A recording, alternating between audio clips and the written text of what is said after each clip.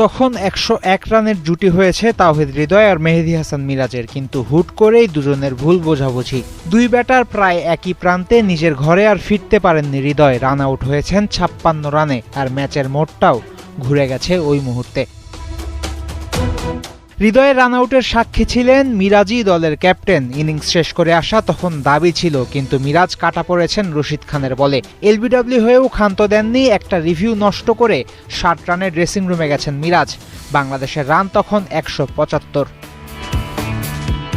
নুরুল হাসান সোহান আর জাকের আলী অনিক দুজনেরই নাম ডাক আছে ফিনিশার হিসেবে। দুজন মিলে ভাগে পেয়েছিলেন ইনিংসের শেষ 12 ওভার। 250 চোখ বন্ধ করেই হওয়ার কথা ছিল টাইগারদের, কিন্তু কিসের কি।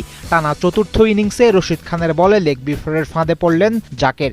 ব্যর্থতার ধারাবাহিকতা বজায় রেখে করেছেন 10 রান। ওয়ানডেতে প্রত্যাবর্তন সুখের হয়নি নুরুল হাসান সোহানেরও।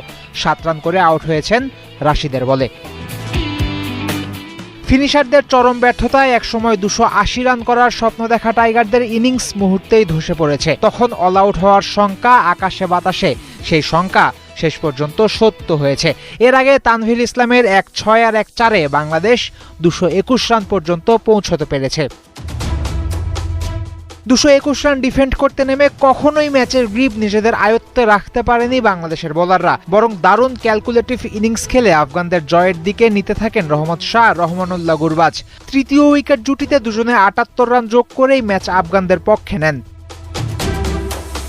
যদিও পরপর 2 ওভারে দুজনকে আউট করে সামান্য উত্তেজনা তৈরি করেছিল বাংলাদেশ বোলাররা, কিন্তু সেটা টেকেনি বেশিক্ষণ। অল্প কটা রান তুলতে আর পথ হারায়নি আজমতুল্লাহ ওমরজাই, হাসমতুল্লাহ শাহিদিরা। 44 বলে 40 রানের কার্যকরী ইনিংস খেলে আউট হন ওমরজাই, আর শাহিদি ওঠেন ম্যাচ শেষ করে।